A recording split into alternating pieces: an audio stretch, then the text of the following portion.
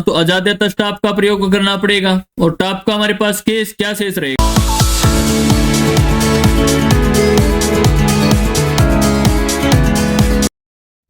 ओम नमस्ते जी। आज का हमारा विषय कृदंत प्रकरण में उत्तर कृदंत के कतिन नपिष्यते वार्तिक से प्रारंभ होगा। किस वार्तिक से होगा? कतिन नपिष्यते वार्तिक से। इससे पूर्व हमने पूर्व कृदंत और उत्तर कृदंत के अनेकों नियमों के बारे में आपके साथ विस्तार से चर्चा की है। नियमों में प्रयुक्त प्रत्ययों को, आगमों को, आदेशों को शब्दों में प्रयोग करके आपके सामने प्रस्तुत किया है, आपको समझाया है। आज हम अपने विषय को कहां से प्रारंभ कर रहे हैं? कतिन नपिष्यते वार्तिक से। आइए अधिक समय न लेते हुए हम अपने विषय को प्रारंभ करते हैं। अब वार्तिक क्या कहता है?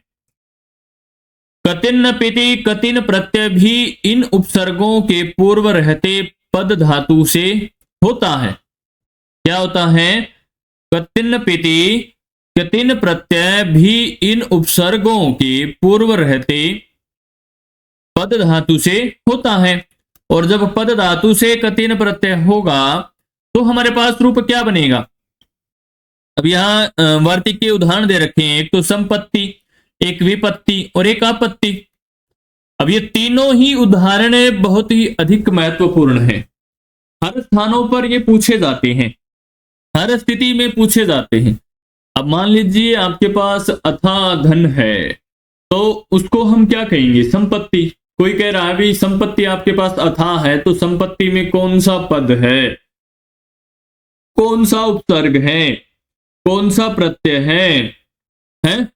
तो ये पूछ लिया जाता है। ऐसे विपत्ति में, इसी प्रकार आपत्ति में, इन तीनों में समान ही प्रत्यय लगा हुआ है। ठीक है। और किस नियम से लगा हुआ है वो हम आगे जानेंगे। ठीक है। और किस वार्तिक का प्रयोग किया गया है, किस वार्तिक के उदाहरण है? ये कतिन नपिष्यते वार्तिक के उदाहरण है। ठीक है। तो आइए अधिक समय न लेते हुए अपने विषय को प्रारंभ करते हैं। अब संपत्ति उदाहरण है, इसमें धातु क्या है? पद धातु है। पद धातु का हम बुआज धातु से धातु संज्ञा कर देंगे, उपसर्गात क्रिया योगे से उपसर्ग संज्ञा कर देंगे सम की, और ते प्राग धातु से उपसर्ग का पूर्व में प्रयोग कर देंगे। किसके पूर्व में? धातु के पूर्व में। तो हमारे पास रूप क्या बना? संपद। और जब संपद रूप बन जाएगा तो स्त्रियाम कतिन, एक नियम हमने पूर्व में पढ़ा था, तो नियम से, सूत्र से क्या हो जाएगा? कतिन प्रत्यय। और कतिन का हमारे पास क्या शेष रहता है? शेष रहने से पूर्व हम जैसे कृदंत प्रकरण पढ़ रहे हैं तो कृत अतिंग से कृत संज्ञा करेंगे और आर्ध धातुकम शेष से आर्ध धातुक संज्ञा करेंगे। और कतिन के नकार की तो हम हलंत्यम से ही संज्ञा कर देंगे और ककार की किससे करेंगे? लसक्वता दिते से। और इनका इत संज्ञा करने के बाद तस्य लोप से लोप कर देंगे और लोप होने के बाद हमारे पास रूप क्या शेष रहा? संपद प्लस्ती। हमें बनाना क्या है? संपत्ति।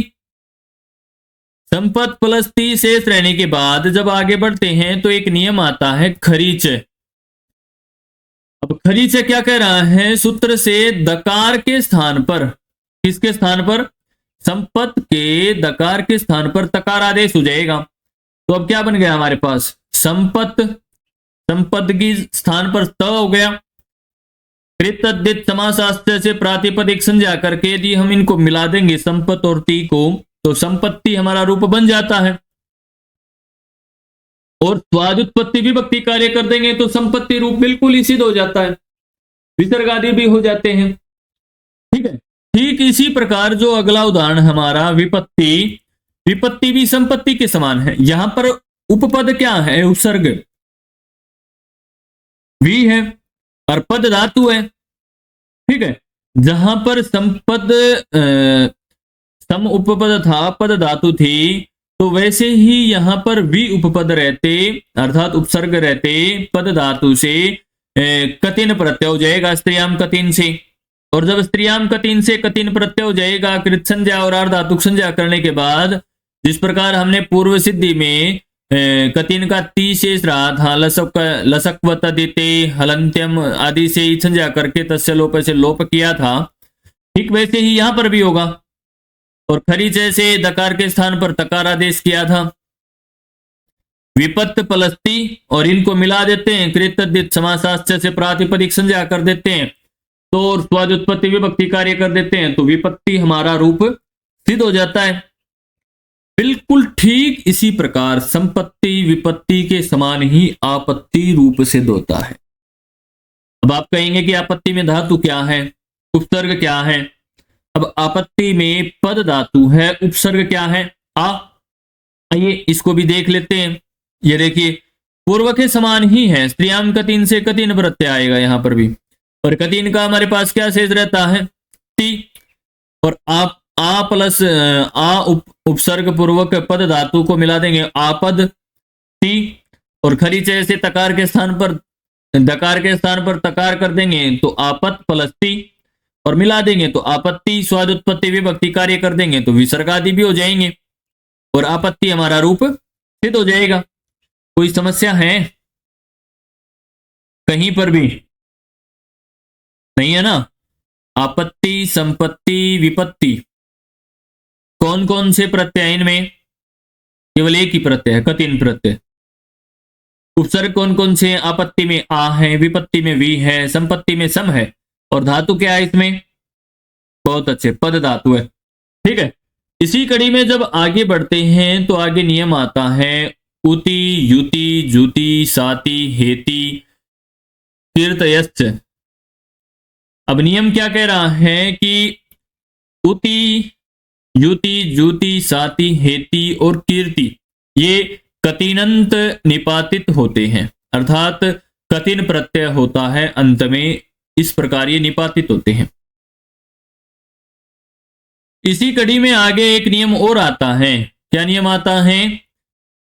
ज्वर, त्वर, श्रीवयवीम वामुपधायाश्च। अब ये नियम क्या कह रहा है कि ज्वर, त्वर, श्रीव, अव और मव धातुओं के उपधा और वकार को उठ हो, अनुनासिक क्वी और झलादि कित गीत प्रत्यय परे रहते। झलादि कित गीत प्रत्यय परे रहते क्या होगा है? अनुनासिक उठो, उठो अनुनासिक। और जब ये रूप सिद्ध हो जाएगा, ये अर्थ सिद्ध हो जाएगा, तो जैसे ज्वर धातु है, ज्वर धातु से हमारे पास रूप क्या बनता है? जू। क्या रूप बनता है? जू। उदाहरण क्या हमारा? जुहू। और जुहू धातु में, जुहू रूप में ज्वर धातु है, ज्वर का हम भुआदो धातु से धातु संज्ञा कर देंगे, और संपदा दिभ्य क्विप से क्विप प्रत्यय कर देंगे। और क्विप प्रत्यय होने के बाद क्विप का क्या शेष रहेगा? केवल वह, वह भी, वो भी हलंत। कृत अतिंग से कृत संज्ञा, अर्धातुकम शेष से अर्धातुक संज्ञा। जिस प्रकार क्विप का प्रयोग पूर्व कक्षा में हमने किया था संपदादिभ्य क्विप से, और क्विप का हमारे पास शेष क्या रहा था, ठीक वही कार्य यहां होना है। एक बार हम बता देते हैं।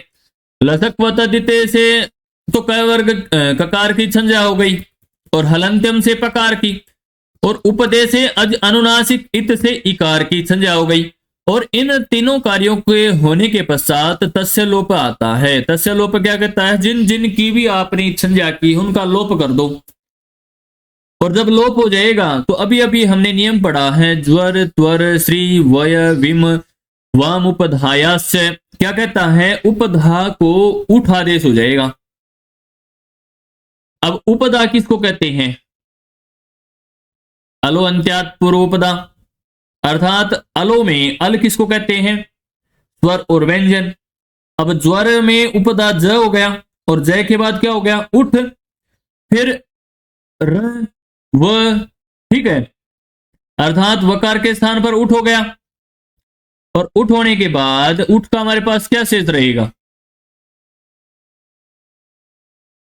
है? उठ का हमारे पास ऊ शेष रहेगा। हलंत्यम से ठकार की संज्ञा कर देंगे, और तस्य लोप से लोप कर देंगे। ठीक है, और एक नियम पूर्व कक्षा में हमने पढ़ा था, वीर अपरिक्त से क्या होगा? वकार का लोप, और ज, र और व को मिला देंगे तो हमारे पास ज, उ, र और व को मिला देंगे तो जुर, व, और वेर अप्रयुक्त से वकार का लोप कर देंगे तो जुर, जुर शेष रहा। फिर तद्धित समासास्थ से प्रातिपदिक संज्ञा कर देंगे और स्वाद उत्पत्ति विभक्ति कार्य करेंगे, रेप का विसर्ग आदेश करेंगे तो हमारे पास क्या रूप बनेगा, जो। ठीक इसी प्रकार अगला उदाहरण आता है तू। क्या उदाहरण आता है तू।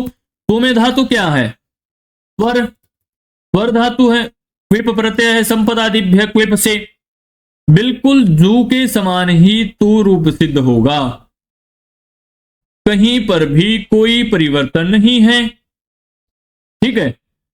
और स्वाद उत्पत्ति विभक्ति कार्य करने के बाद तुह विसर्ग आदेश भी हो जाती है।